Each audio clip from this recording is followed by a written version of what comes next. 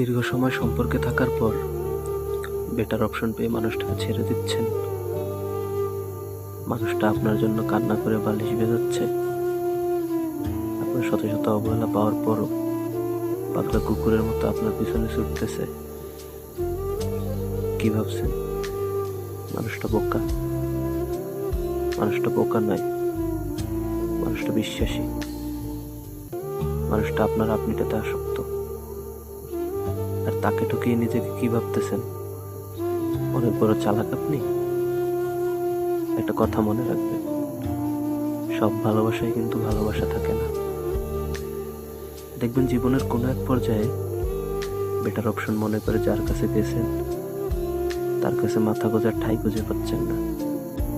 আপনি যেরকম করে ওই মানুষটাকে ভেঙে চুরমার করে দিয়ে এই মানুষটার কাছে এসেছেন, সেম একইভাবে এই মানুষটি